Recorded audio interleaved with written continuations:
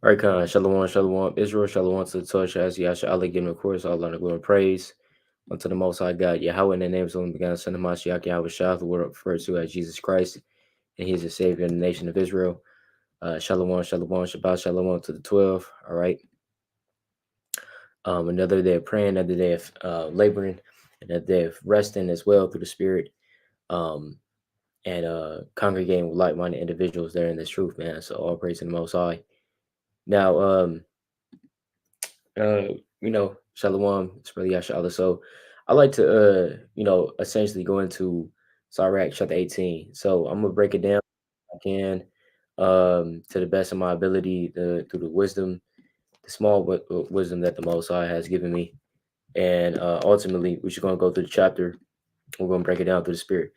And essentially I want to tie this into the theme, so like the theme of the month, which is Pride Month, right? It's supposed to be Pride Month, right? So if you didn't know, if you live in Babylon, you should know that you know Esau has declared this month of June Pride Month, so-called Pride Month. And so what that means is they set up the banner, the rainbow banner. They set it up, right? Uh, if you look at videos in New York City, actually, hold on, let me pull it up. Let's see if I can pull it up real quick, right? Let's see if I can pull it up real quick. New York City, right? New York City, the banners, Pride Month, right? Let's see here. All right. Flag. Let's see. Uh, well, they have a lot of them, but I believe, yeah, right here, right in front of the tower. Forget what is this? The Rockefeller. It's not the Rockefeller, right? Hold on, Salakia. I don't believe it's the Rockefeller, right? Building. But right outside of this building right here, I know it's one of them. One of the I was actually there through this, actually in person. But essentially, they have these rainbow flags. Hey, just set up, man. Oh yeah, Salakia is the Rockefeller Center, right? They got these rainbow flags set up. You know what I'm saying? All throughout New York City. They setting it up in different cities across Cali, right? Across the whole United States. So this is this video I want to tie it in with Pride Month as well, so-called Pride Month, right? Because at the end of the day, ain't nothing to be proud about, man. At the end of the day, all the wisdom, the knowledge, the understanding, right? You got gay stairs. You have gay stairs, man. Right? But all of the pride, it's like the anything that you have right now was given to you by the Almighty. It was given to you by the Most High, right? So what is there to be proud about? There's nothing to be proud about, man. In their stance, they're saying they're proud of what? They're proud of their coming out of the closet, or whatever the case may be, being proud of who they are in terms of accepting this is who I am, right? I'm gay, I'm bisexual, lesbian, whatever the case may be.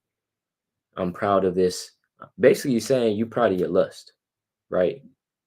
Yeah, I'm proud that guess what? I have a demon, a heavy spirit of legion upon me, and I'm proud about that, right? That's basically what they're saying, all right, by celebrating this and coincide with it. So you're going to have many Jakes, right? You're going to have many Jakes that's into this. And guess who you're going to have right alongside Jake? You're going to have right alongside Jake, you're going to have Esau alongside with him. And then alongside him, it's going to be these nations as well, right? These nations. But alongside them, it's going to be Eve as well, right? You're always going to have Eve up in there as well, promoting this as well, man. Having a gay friends, going out with their gay friends, right? It's always one gay friend within the mix. The worldly Eves.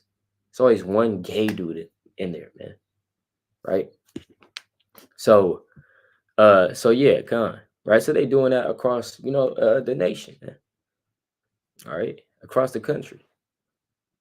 Now, nevertheless, let's go to Salakia. I want to pull up the first precept. Right, let's go to Sirach chapter 18, verse 1. Right, and that's why I titled this, man. We're just flesh, man. We are flesh and not God. Right. That's what the Lord. Hold on. Actually, first, before I get that, right?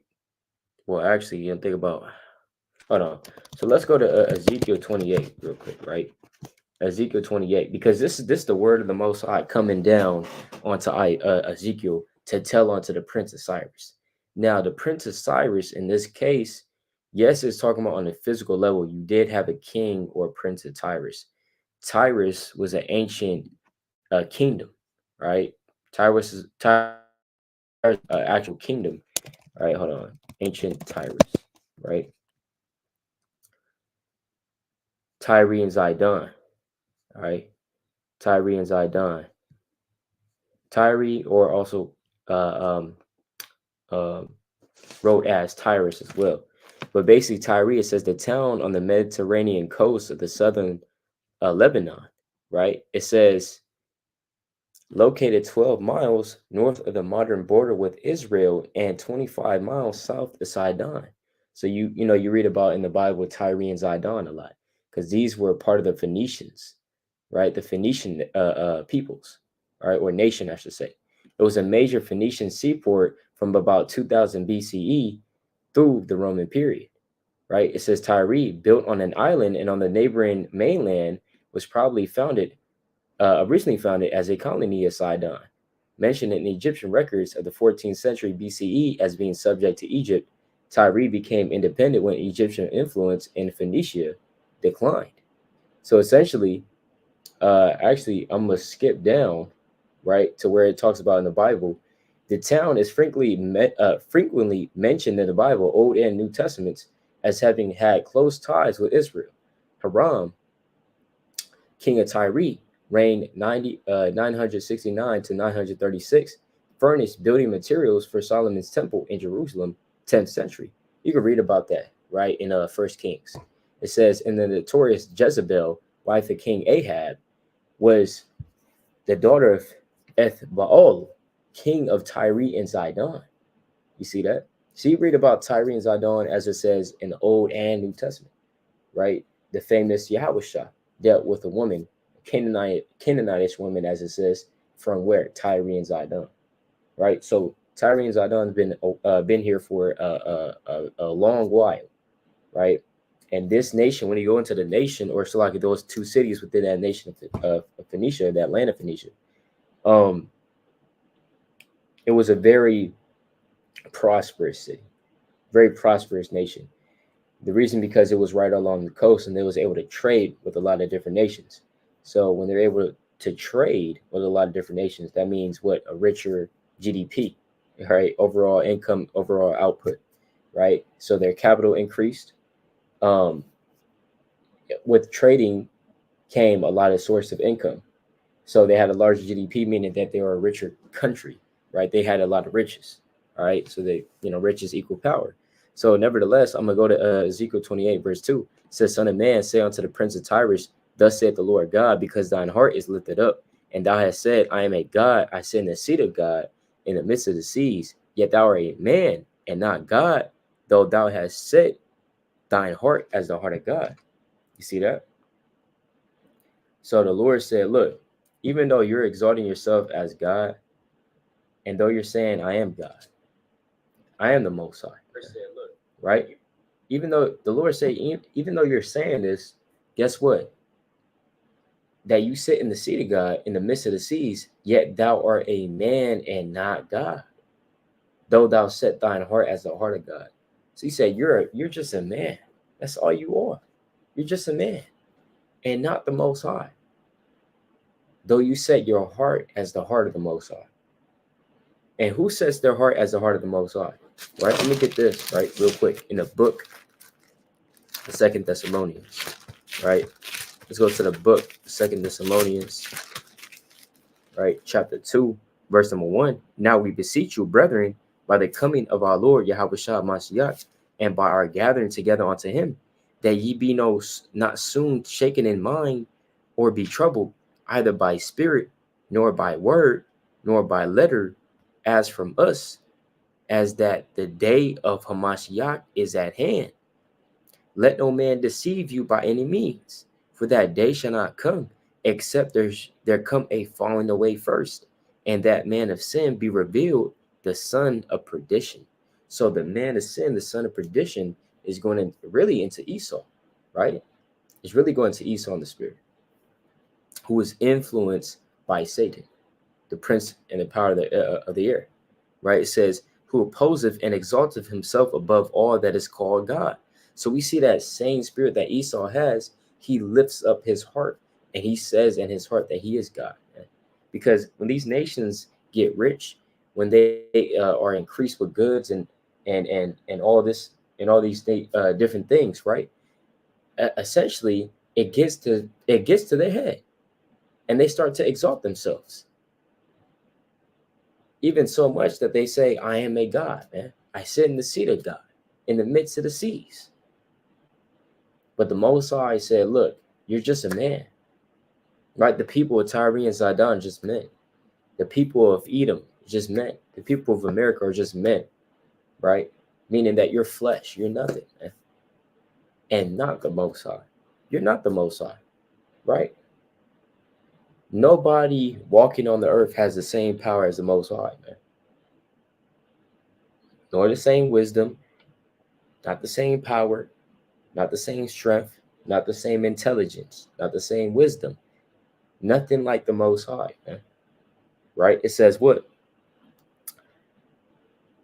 Verse 4, who opposeth and exalteth himself above all that is called God, or that is worshipped, so that he as God sitteth in the temple of God, showing himself that he is God. Right? You look up God on the internet, all that pops up is pictures that look like Esau. You go around the world, you see the white image of Christ in nearly every nation you go to, from Africa to Southeast Asia to Europe to the Americas. Almost everywhere you go, you'll find that picture. So it's no telling who exalts himself the most as God in this world right now. It's going into Esau, right? He is called the proud man, right? Let's go to also Habakkuk, right? Let's go to Habakkuk as well, right, through the spirit. It's Habakkuk chapter 2, right? Habakkuk chapter 2, verse number 3. For the vision is yet for an appointed time, but at the end it shall speak and not lie. Though it tarry, wait for it, because it will surely come. It will not tarry. Behold, his soul which is lifted up is not upright in him, but the just shall live by his faith. Right? It says what? Yea, also because he transgressed by wine, he is a proud man. Who is this talking about? Esau, man. He is a proud man. Neither keepeth at home. He doesn't keep at home, man. Right? He transgressed by wine, meaning what? He influences these other nations to believe what he believes. Yeah, believe in what I believe. Right? Yeah. Drink. Basically, he influences people what? To promote the the rainbow gang, right? The promote sin, wickedness, evil, right? That's him transgressing by wine. He makes these nations drunk, pursuant to the book of Jeremiah, chapter 51, verse 6. Right? It says what? He is a proud man, neither keepeth at home. He doesn't keep at home. He's a proud man. His home, as it says in the book of Deuteronomy, chapter 3, right? Let me bring it out real quick. Right? It's the book of Deuteronomy, chapter 3. It could be 2 though, right? All right, could be 2. This is the book of Deuteronomy, chapter 3. All right. Salakia, hold on. Right. I know it's right here through the spirit. All right. Yeah, this is Hebrews chapter 2 and verse number 8. It says, oh, Shalakia, I'm gonna start at verse 4. And command thou the people, saying, Ye are to pass through the coast of your brethren, the children of Esau, which dwell in Seir, and they shall be afraid of you. Take ye good heed unto yourselves, therefore. Meddle not with them, for I will not give you of their land. Why? See, the land of Esau, according to Deuteronomy, it doesn't belong to us necessarily, right? That land doesn't belong to us. But it says what? It says, meddle not with them, for I will not give you of their land, no, not so much as a foot breadth, because I have given Mount Seir unto Esau for a possession. So the Lord said, I have given Esau Mount Seir, right, a possession unto the Edomites. But guess what? Esau, he didn't want that. He wanted to migrate into the mountains, Caucasus Mountains. He wanted to migrate further into Europe. He wanted to migrate further into North Africa. He wanted to migrate further right into the West, and to make that land, wherever he sets his foot at, this is my home now. This is my land. This is what I have conquered, right? It says, who enlargeth his desire as hell and is as death and cannot be satisfied. Why does it say that he enlargeth his desire as hell? Well, because hell can never be satisfied. This is not talking about the Hades, all right? It's not talking about Hades, okay? A place regarded in various religions as a spiritual realm of evil and suffering. This is not what it's talking about. This hell is going into the grave, right? Let's go to the book of Proverbs, chapter 30, right? Because hell is never satisfied. The grave is never satisfied. How many bodies do you need, right, in order to fill up all of the land of the earth? I mean, that number, you can't even come up with that number. And in fact, that number is infinite, because no matter how many bodies you have, you can never fill up the whole earth, right? Let's go to Proverbs chapter 30. All right. Let's go to Proverbs chapter 30, verse number 15, right? The horse leech have two daughters, saying, Slack it, crying, give, give. There are three things that are never satisfied, yea, four things say not, it is enough. So there are three things that are never satisfied, right? Yea, four things which say not, that say not, it is enough. So it's putting the emphasis on the fourth. Verse number 16. So this is the first one. The grave. So the grave, right? What does it mean, the grave? Meaning the ground. All right, let's see what that word is actually right there in the book of Proverbs, chapter 30, verse 6. Right, I believe it is the same. It's Sheol. I believe it's Sheol, right? It should be Sheol, but let's just see, right? If it says Sheol, it's of a surety that, yeah, so the grave, all right? The grave, man. The ground, right? The ground. Just look at the ground, right? So the ground, like I said, there's no this never an amount of bodies, right, that you could put in the ground that's going to fill it up.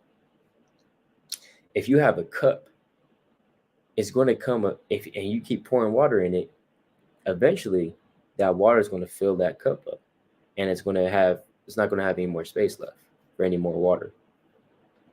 As for the grave can just keep eating up body after body, and you can keep burying bodies in there, but it's still going to be room left, right?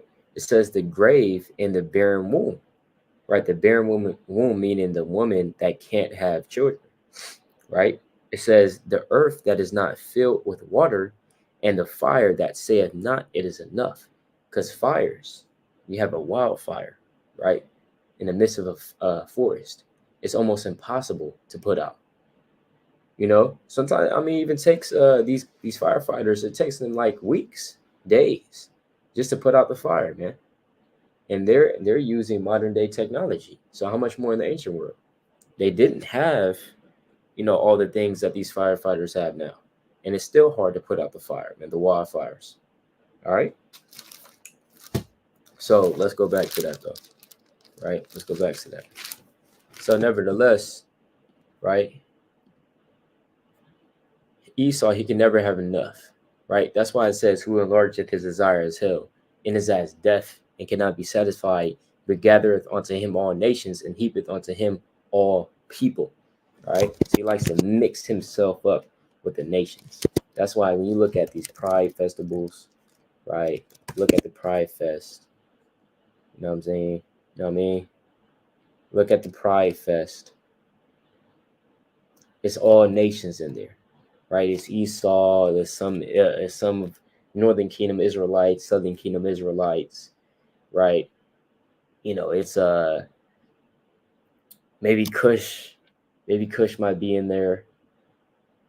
Uh, maybe some Ishmaelites, right?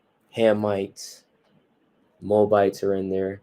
I mean, just every nation is in there participating in this, right? I should say every nation of people, nationality of people, right? I should say.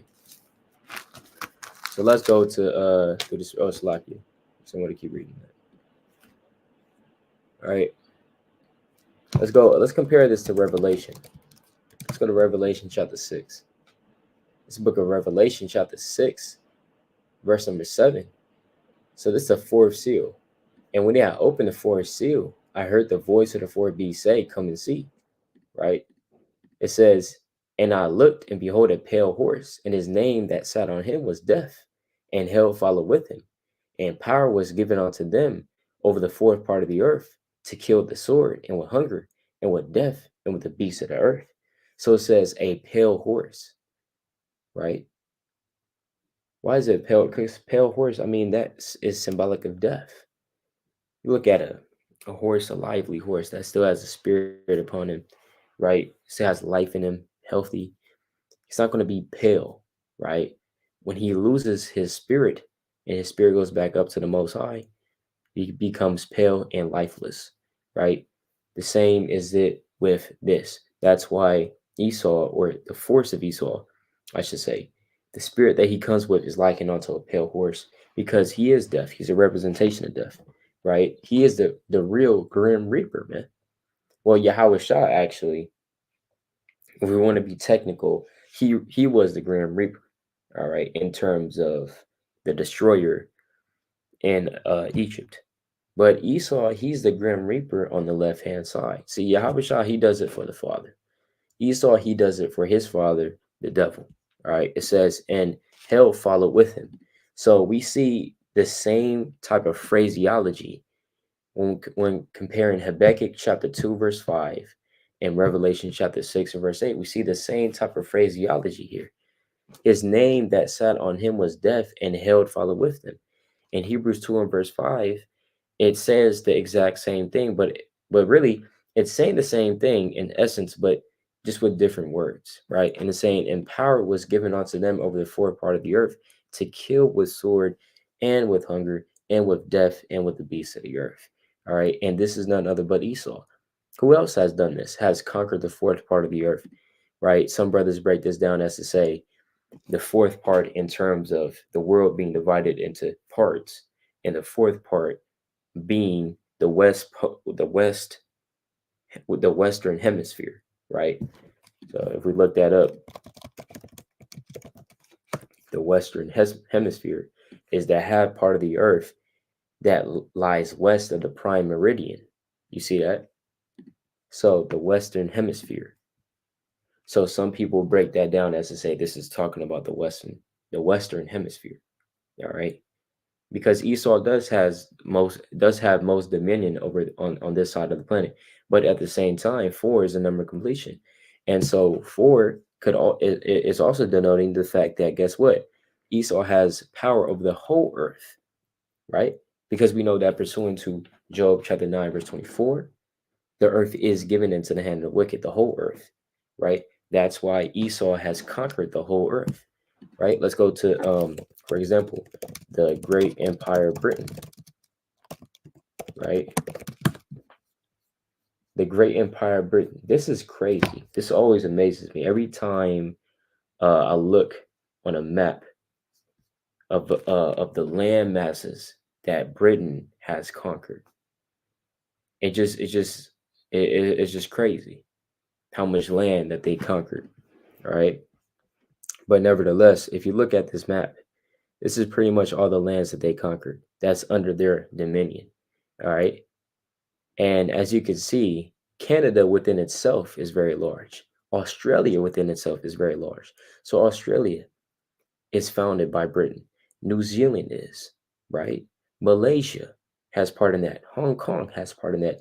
India as well, major influence by Britain. Even Israel, right? The state of Israel, right? This is showing even Yemen, certain countries near to now, right? Egypt, right? Salaki, hold on.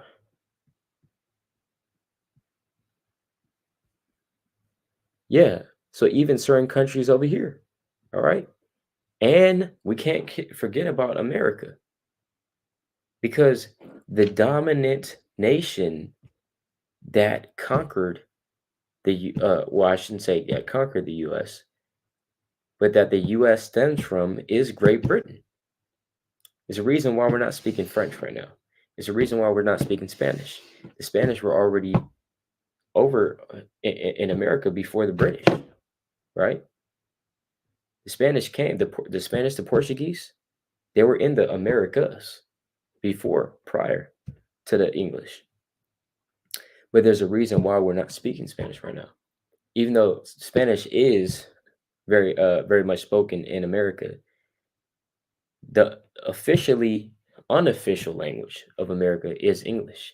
You go to if you're driving on the highway, all the signs are in English, right?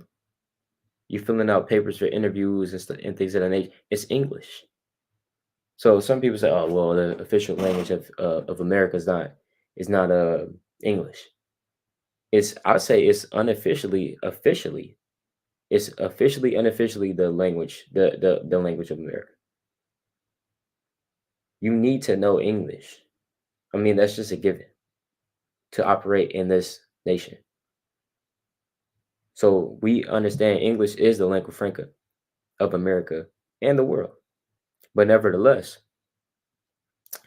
America stems its mother country, I should say, is primarily Britain. Even though the Bible does speak about the three heads, right? But Britain is the mother of America, pursuant to the book of Jeremiah. Right? It says thy mother, right? Let me get that real quick. Jeremiah. All right. It's the book of Jeremiah, chapter 50. Jeremiah chapter 50, verse 12. It says, your mother shall be sore confounded. She that bare you shall be ashamed. Behold, the hindermost of the nations shall be a wilderness, a dry land, and a desert. It says, your mother shall be sore confounded, right? When they see the destruction of Babylon. So let's get mother to America.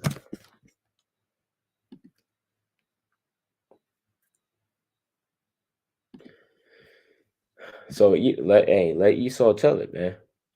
All right, take it from Esau, man. All right, what does it say? It says Britannia, daughter, Columbia, mother.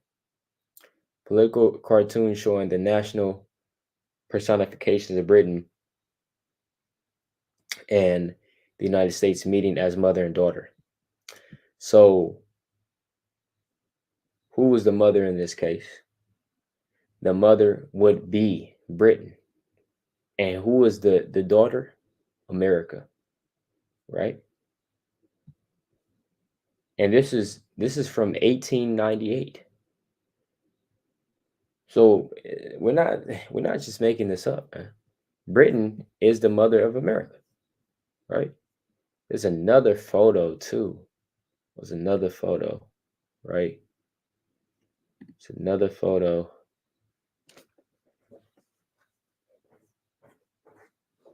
right? It's another photo though. Let me see.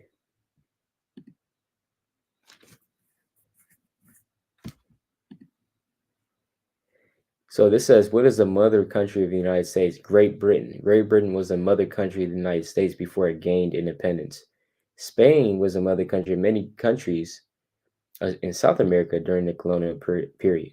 All right. So yeah, it's Great Britain. All right. These are just two Edomite countries, and the power, essentially, the power, the authority, is shifted from one to the other. All right. It shifted from one to the other. Hold on, Britannia and Colombia. Hold on, let me see. It's another picture though that I've seen, and I'm not sure if they got that right. I'm not sure if they got that, but yeah, there. Great Britain is personified as that. Some other. Um. Yeah, kind of, that's it on that. Right. So let's keep going though. So hopefully that makes sense. I'm gonna read this again. Ezekiel chapter 28, verse 2. Son of man, say unto the prince of Tyrus, thus saith the Lord God, because thy heart is lifted up, and thou hast said, I am a God, and I sit in the seat of God, in the midst of the seas. Yet thou art a man and not God, though thou set thy heart as the heart of God. So they set their heart as the heart of the Most High, man. We know Esau is proud, right? He's proud because he thinks he's unstoppable. He thinks he's the Most High, right? Because he can manipulate technology. He can create the iPhone, right? He can create the satellites, right? He kind of creating all this, this witchcraft and the devices, and everybody's going to him for the wisdom. Go to the Columbia University, Harvard, Yale, Duke University, Brown University, Stanford, right? Caltech, USC, right? UCLA, all these prestigious colleges and universities, they hold the light, they hold the wisdom of the world, right? With the what? With the Statue of Liberty, right? Statue of Liberty, right? That's what they're saying, man. They're literally saying they have the light of the world. They are the light of the world, man. Just as Yahweh Shah said, I am the light of the world. So they're taking upon that spirit. They're saying, yeah. Now you not believing in the Most. Hey, I am the Most High. You talking about Yahweh Shah? I am Yahweh Shah, right? That's what they're saying. In essence, you're not going to hear Edomite say, "I am the Most." You're not going to hear that. Well, you might actually, but you're not. You're not going to hear the average Edomite just flat out say, "Yeah, we are the Most High. We are the Messiahs. We got the wisdom. We got the knowledge. Y'all are subordinate unto us. Y'all are living out your captivity." You're not going to hear an Edomite just say that verbatim, right? But they show it. They show it through their similitudes and through symbols. They show it through the Statue of Liberty. They show it by their spirit. They show it by their history of what they've done, right? And Esau knows that.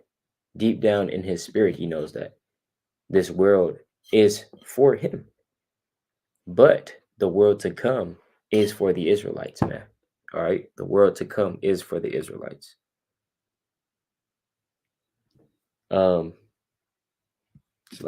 Verse number 3, behold, thou art wiser than Daniel. There is no secret that they can hide from thee. So that's why Esau, he's lifted up in his heart. He's proud because he thinks he's wiser than Daniel, right? You got cameras everywhere. He's tracking you on your phone. He's listening to you on your phone. He's able to manipulate people through Instagram and social media, Twitter, aka X. He's able to advertise you things. He's able to study you. He's able to build rockets. He's able to build, you know, all these different, I mean, just, whatever. Gun, nuclear missiles, Oppenheimer, right? So he believes he's wiser than Daniel. Verse number 4, with thy wisdom and with thine understanding, thou hast gotten thee riches and hast gotten gold and silver into thy treasures, right? So with his wisdom and with his understanding, he's gotten riches. And when it talks about wisdom and understanding, it's not going into righteous understanding. It's not going into righteous wisdom. And you don't see how, like, Esau kind of, okay, what does the book of Proverbs say, right? Well, the book of Proverbs says this, so I should follow that, right? Not going to see Esau reading Proverbs and like, okay, well, Proverbs 1 and 2, to know wisdom and instruction, to receive the words of understanding, to receive the instruction of wisdom, not justice and not in judgment and equity. He always talks about these things, but he doesn't follow that, man. He doesn't follow that. Watch. What is the slogan, right? What is the slogan on the Statue of Liberty, right? No, it's not. No. I want the slogan on the well, actually, prime example. Pledge of Allegiance, right? Pledge of Allegiance, and I was going into that the other day. The Pledge of Allegiance of the United States actually in spirit is actually a good pledge of allegiance if we're going into the nation of Israel. So, like for example, when you say that the Pledge of Allegiance of America says, I pledge allegiance to America, but that America is really Babylon through the Spirit. But it's basically, I pledge allegiance, right, to the flag, in which it stands. Basically, and they say one nation under God, indivisible, with liberty and justice for all. Right? That's what it says, right? It says pledge allegiance. So it says, pledge allegiance to the flag, United States of America, to the republic for which it stands, one nation under God, indivisible, with liberty and justice for all. So they always say this: liberty, justice, we the people, right? One nation under God, right? Under God, right? Indivisible, Salakia, and liberty and justice for all. Well, that's what Proverbs is saying. Even with the slogan for certain states, right? Slogan for, I think maybe it was Louisiana, right? Union, justice, confidence, right? Utah, I think it was, right? Industry, right? We're industrious, right? The slogan for, New York City, for example, right? Or so like I should say, New York. I love New York. Nah, that's not what I wanted. Out of anyone, yeah, that as well. But basically, they always like union, justice, confidence. Well, it is no justice, though. What are you talking about? There is no union. Louisiana is divided, man. What are you talking about? America is divided. There's no union. There's no justice. There's justice for Esau, not justice for the Israelites that occupy this land, right? Kentucky, united we stand, divided we fall. Yeah, you're right. And America is divided right now, pursuant to the book of Isaiah, chapter 14. Oh, Salakia, Isaiah chapter 19. Salakia, right? And pursuant to other prophecies as well, where the Lord talks about how one nation, or actually friends, are going to fight one another like enemies. And that could be talking about civil war as well, because these states are supposed to be friends. And then you might have Texas fighting against Cali. You might have Texas fighting against other states. You might have whatever. Might have Republicans. Well, you already have that, but Republicans versus Democrats. We have division.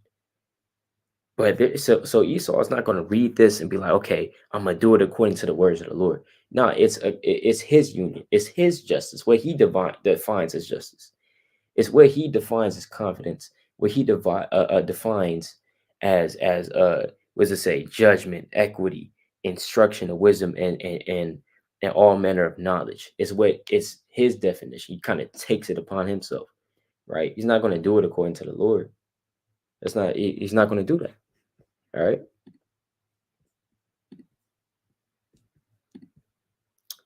So actually, I want to get into Sirach now, the spirit, right? I want to get into Sirach. It's a book of Sirach, chapter 18, verse number 1. He that liveth forever hath created all things in general.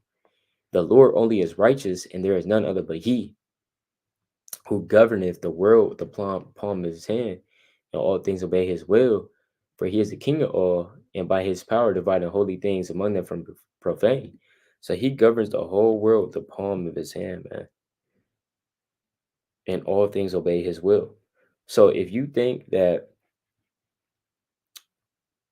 Satan is fighting against the Most High, that's not true.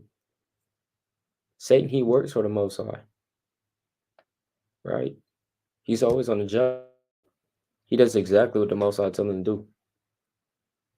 So the Most High governs the world with the palm of his hand, and all things obey his will, for he is the king of all, right? So the Most High is the king of all. The Most High is the one that holds the power. So what are we to be proud about, man? Right? What are we to be proud about? We're nothing. We're just flesh. We're literally just flesh, man. Right? Let's go to the book of Isaiah. This book of Isaiah, chapter 2. Right? This book of Isaiah, chapter 2, verse number 22. Seize ye from man, whose breath is in his nostrils, for wherein is he to be accounted of? So the Lord said, cease ye from man, whose breath is in his nostrils, man. Our breath is still in our nostrils. Still breathe. Still got to use the restroom. Still have infirmities. You wake up, your back is hurting. That's the most I'll let you know you're just flesh. Right? You get hot, you get cold.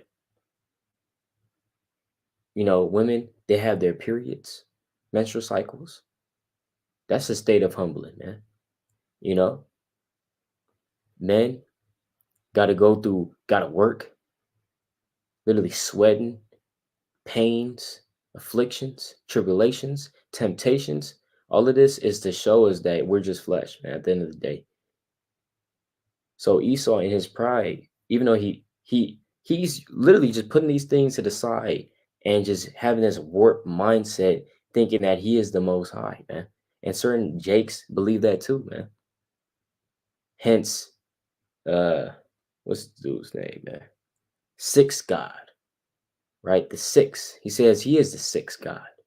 He said, I am the Most High. All right, if anybody knows who that is, man. All right, the sixth God. All right, I'm not talking about Drake. And he's proud too, man. You got to repent.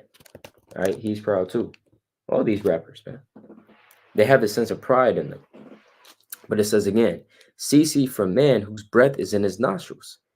So the Lord said, like, hey, you just cease from man, because again, his breath is in his nostrils. His heart beats just like how your heart beats. He has to use the restroom. You got to use the restroom too. You got to drink. You got to eat. If you don't do that, you're going to die. Like, the Most High doesn't care how mighty you are, man. I should say your body doesn't care how mighty you are. If you're not eating or drinking, not unless the Most High wants it to be, but naturally, if you're not eating or drinking, you're going to decompose. You're going to start breaking down, man. So the Lord said, just cease ye from man whose breath is in his nostrils, for wherein is he to be counted up, man. So again, we're just flesh and bone, man. Let's go to the book of Romans. All right. Let's go to the book of Romans through the Spirit. Romans chapter 8, verse number 18. For I reckon that the sufferings of this present time are not worthy to be compared with the glory that shall be revealed in us.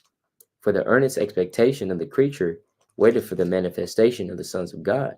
So it says the earnest expectation of the creature, right? Who is the creature? Well, in essence, this creature is going into Israel, but at the same time, is going into the whole creation, right? Waited for the manifestation of the sons of God. For the creature was made subject to vanity, not willingly, but by reason of him who have subjected the same in hope, because the creature itself also shall be delivered from the bondage of corruption into the glorious liberty of the children of God. For we know that the whole world, the whole creation groaneth and travaileth in pain together until now. And not only they, but ourselves also, which have the first fruits of the Spirit, even we ourselves groan within ourselves, waiting for the adoption, to wit, the redemption of our body, man. So Paul is saying, look, we waiting for the redemption of our body, man. Right? That's what we waiting for, man. We waiting for the redemption of our body. Nothing else. We're not waiting. He said, look, man, he's waiting to get out of his body. He's waiting to do that. He's like, man, I gotta get out this flesh. Right? Paul's like, man, I don't like it in this flesh. Because this flesh is always going contrary against, you know, what is right. Right? Your flesh may tell you to lay around. Every time you see a beautiful woman, your flesh may tell you to go ahead and I'm going to use the word reproduce with that, because the flesh wants to uh further the human, I should say, the human species, right? If we want to get technical, right, want to get down to so-called science, they say that the reason why you have these urges is because it's in innately in the human biology to reproduce, right? We're going to say it's because of the Lord and how he wired our bodies and how he wired our spirits and how he sends forth spirits to influence us to think certain ways, to do certain things, to do certain actions, right? So essentially it's the same, it's the same idea. But nevertheless, that's what the flesh is going to tell us. So we can't just listen to the flesh, man, because the flesh is going to get you in trouble. The flesh is going to The flesh is not thinking about the long term. It's thinking about the here and now. That's why you kind of look at that pizza. You're like, "Ah, I kind of want that, but I know it's going to be bad for me after. I kind of want some cake, man, but I'm on a diet. I'm on a diet, man, right? But I want it. You know what I'm saying? That's the battle of the flesh. Even with something that's not even about the law, cake is lawful as long as it doesn't have any unclean ingredients in it. You know what I'm saying? Cake is lawful through the spirit, right? As long as it's not unclean. But guess what? People that's on strict regiments, they're on diets. They're like, damn, I kind of want that, but I can't have it, right? So it's the same thing, man. We want to. Paul is saying, look, we want to get out of this flesh, bro. We want to get out of this flesh, right? That's what he's saying. All right.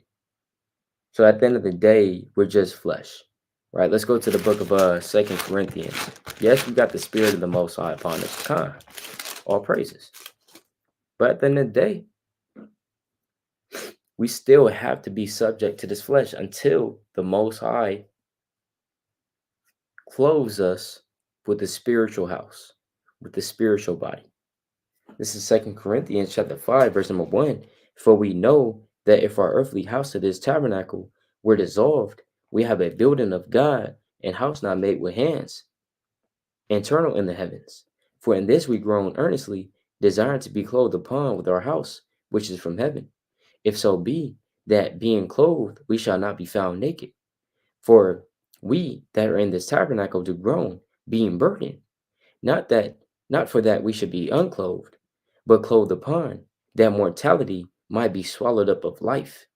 So essentially, Paul is saying, look, in this earthly tabernacle, we are groaning. In this flesh, he's saying, in this flesh, we are groaning to the Most High. because we don't want to be in this flesh. Because this flesh is always going against you. Can't really serve the Most High like how you want to. Can't really stay locked in like how you want to. You trying to lock in, you trying to achieve big things, then the flesh is just like, well, why don't you just give up? Why don't you just sleep? Just go to sleep. Just go back to sleep, right? The flesh loves comfort. It wants to make you comfortable, right? It doesn't want to get out of the comfort zone. But when you get out that comfort zone, that's when you achieve great things, man. When you get out of that comfort zone, you go against the grain, you go against the flesh. But that's how the Most High wired it. That's how the Most High made the entrances of this world. He made it narrow, man. According to the book of Second Corinthians, like Second Ezra, chapter 7. But nevertheless, it ties all the way back into the fact that guess what? This is the Most High humbling us, man, and showing us and proving to us that we're just flesh and bone, that we are just dust and ashes, as Abraham said to the Lord, man. He said, "I am but just dust and ashes."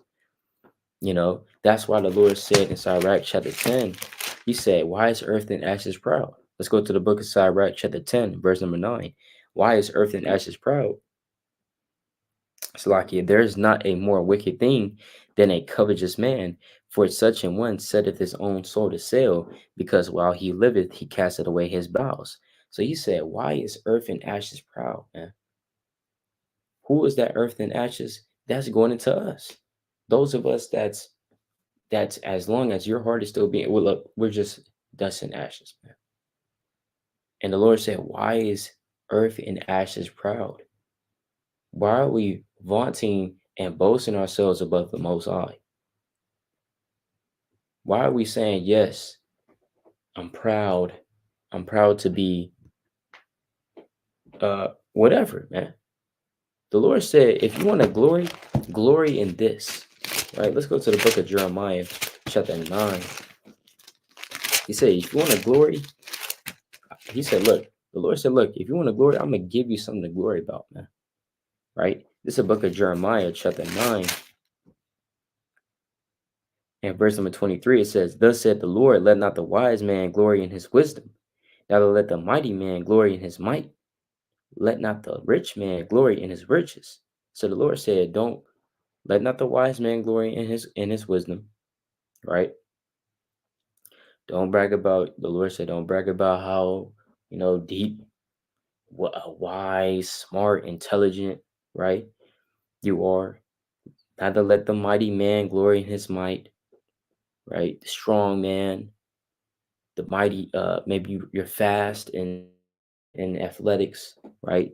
It says what? Let not the rich man glory in his riches. It's because you're rich, right? Let not him, but let him that glorieth glory in this, that he understandeth and knoweth me, that I am the Lord which exercise loving kindness, judgment, and righteousness in the earth. For in these things I delight, saith the Lord. So the Lord said, if you want to brag, if you want to boast in something, boast in that you know me. Boast in the fact that you know me. Boast in the fact that you are my servant. Boast in the fact that you are the chosen people, man. The Lord said, even in the book of Psalms, and we in God, we do boast all the day long, right? So if you want to be proud about something, be proud that, hey, guess what? You're an Israelite, man. This is Romans chapter 2 and verse number 17. Behold, thou art called a Jew, and restest in the law, and makest thy boast of God, and knowest his will, and provest the things that are more excellent, being instructed out of the law. So he said, make your boast of God, man. He said, if let's say, but basically Paul's saying, let's say, you're a Jew, and you making your boast of the Most High, man, right? Because as Jews, as Israelites, we make our boast in the Most High. Verse number 19, and are confident that thou thyself art a guide of the blind, a light of them which are in darkness, an instructor, Salakia, of the foolish, a teacher of babes, which has the form of knowledge and of the truth in the law. You see that? So let's also go to the book of 'cause I had another precept on that. Fails me right now. All right, another precept. Let's go back to Sirach chapter 18. I have another precept though. This is Sirach chapter 18, verse number let's see here. 4. To whom have ye given power to declare his works? And who shall find out his noble acts? Who shall number the strength of his majesty? And who shall also tell out his mercies? As for the wondrous works of the Lord, there may nothing be taken from them, neither may anything be put onto them, neither can the ground of them be found out.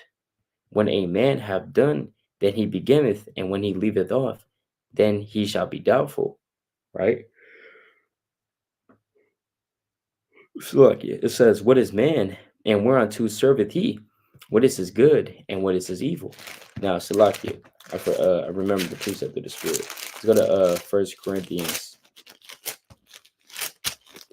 right? It's 1 Corinthians chapter 1 and verse number 29, that no flesh should glory in his presence. But of him are ye in Hamashiach Yahushua, who of God is made unto us wisdom and righteousness and sanctification and redemption, that according as it is written, he that glorieth, let him glory in the Lord. You see that? I'm gonna read that again. That according as it is written, he that glorieth, let him glory in the Lord. He said, let him glory in the Lord. Not glorying in Pride Day, man. I mean, Shalak, your Pride Month. But he said, let him glory in the Lord. So we might have to ask these guys. We might have to ask these people. When you're celebrating Pride, are you proud of God? Are you proud of the Most High? What are you proud about? Right? What is your pride for, man? Is it Israelite pride? Is it pride that you are the servant, that you're the chosen of the Lord, man? Is that your pride? You know? Or is your pride that, okay, you are the Most High, right? There's a video, these Edomites saying they are God, man. Literally. They literally are saying that, right? So what is your pride for, man? Direct to the 18. All right.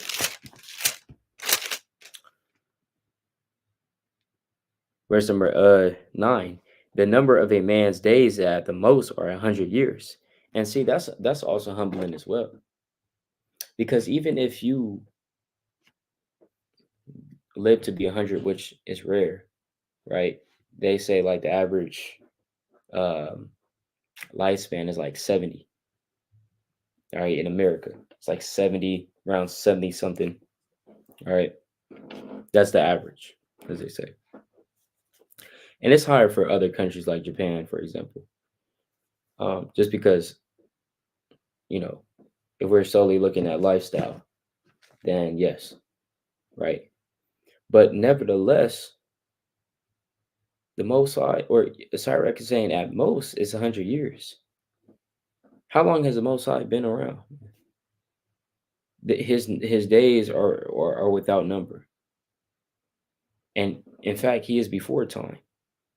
Right? He created the concept of time. So if he's before time, I mean, he's been here, past infinity, right? Or even before infinity, if you're being technical. But he's been here before that. So there's no number to his days. And even within the span of human life, he's been there, right? Before humans, so-called humans, were even upon the earth, mankind was upon the earth. So what are we to say to that? That means that guess what? What's 100 years, right? What's 100 years to eternity? What's 100 years compared to 1,000,000 years? What's 100 years compared to what? Infinity, right? Because it's about to say it right here, verse number 10. As a drop of water onto the sea and a gravel stone in comparison of the sand, so are 1,000 years to the days of eternity, man. 1,000 years is likened unto the days. So, like, yeah, what is 1,000 years to the days of eternity? The Lord says it's like a drop of water onto the sea, and 70% of the earth is covered in sea. So, what does that tell you? You have a drop of water. That's nothing to the sea. The seas of the ocean, Pacific Ocean, Atlantic Ocean, right? The South China Sea, the Red Sea, the Black Sea, the Mediterranean Sea, right? All of these seas, seas and oceans, right? Lakes and rivers and bodies of water. That drop of water, that's 1,000 years of the days of eternity. And guess what? The Most High's days are eternal. It's like they're without number. So it's like eternity. So that shows you that should humble us, man. That should show us that guess what? We're nothing. We're nothing without the Most High. Right? Verse number 11. Therefore is God patient with them and poureth forth his mercy upon them. He saw and perceived their end to be evil. Therefore he multiplied his compassion. That's why the Most High has mercy upon us, man. Because we could barely get 60, 50 years old, man, without having serious problems with our health. Right? Verse number 13. The mercy of man is toward his neighbor, but the mercy of the Lord is upon all flesh. You can see that. The birds they eat, the chickens they live, the dogs of the earth, the cats. Upon all flesh is the mercy of the Lord, right? It says, He reproveth and nurtureth and teacheth and bringeth forth and bringeth again as a shepherd his flock. He have mercy on them that receive discipline and that diligently seek after his judgments. My son, blemish not thy good deeds, not to use uncomfortable words when thou givest anything. All right, so that's it on that. But nevertheless, you know what I'm saying? I'm not going to go through the whole chapter. All right, I'm not going to go through the whole chapter and break it down. But that's essentially the point of the video, man. It's to show that we're just flesh, man. We're not the Most High, right? We try to move in the spirit at all times. We try to move in the spirit, Yahushua. But we're not even Yahushua. We're not Job, even. We're not Isaiah, man. How about that? Right? How about the fact, how about we try to get on Moses status, who is called the most meekest man on the planet? How about that, man? We're not even Moses level. We're not even Abraham level, Isaac, Jacob. We're not even at their level. And yet here we are talking about Pride Month and saying we're the Most High and saying all of these heinous things, right? That doesn't make any sense. That's nonsensical and it doesn't align with the Bible, right? And ultimately, the Lord said, yes, pride goeth before a fall, man. That's what he said, right? So essentially, that's the point of the video, man. All right? We're just flesh. We're not the Most High. And though we try to move in the spirit of the Most High, guess what? He's always going to humble us, man. And let us know, guess what? You're just flesh. You're just dust and ashes, man. But with that in mind, that's not to discourage us, right? But that's to what? Show us the way. Show us the true path, right? How can we be elevated? It's only through the Most High, right? It's only through the Most High. You could try to elevate your flesh. You could try to work out 100 hours, right? You could try to run, sprint. You could lift weights. Yes, you're increasing your fleshly body, but what about your spirit? right? What about your spirit? What are you doing for your spirit? How are you feeding your spirit? Yes, the spirit and the body are linked together. When you exercise, you also help your spirit out as well. But the thing is, the spiritual food is in here. The spiritual wisdom, the spiritual healing, the spiritual water. It's all in the Most High's words, right? That He gives us. Prayer, right? Throwing it to the Most High, throwing our stress to the Most High. First Peter chapter 5 verse 7. Man. All these things is spiritual, and it's for our learning. It's for our spiritual food, right? But with that, all praise to Yahweh Shema Mashiach, Ramalaki Yahweh Shai. Lord willing, this is edifying through the Spirit. Hey, Kwam Yasha'Allah, Shabbat Shalom. Hey, to all that's observing, it's like all that's observing it, Friday, sundown, Saturday, sundown, through the Spirit, man. Hey, all praise to the Most High. Shalom. We got this call at 9 o'clock in the morning through the Spirit, so brothers are going to close up a little early. Shalom.